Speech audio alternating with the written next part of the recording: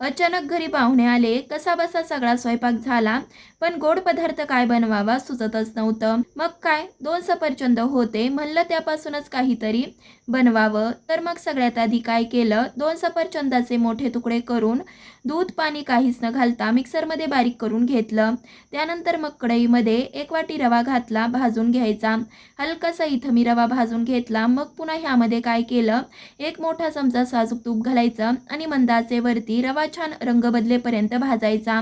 आता ह्यामध्ये मी काय केलं, आवडीनुसार काजू आणि बदामाचे तुकडे घातले, तेही रव्यासोबत भाजून घेतले. नंतर ह्यामध्ये जी आपण सफरचंदाची प्युरी बनवली होती ती घालायची आणि हे 4 ते 5 मिनटं परतवायचं. हे छान परतलं की मग 2 वाटी गरम दूध घालून छान असं मिक्स केलं.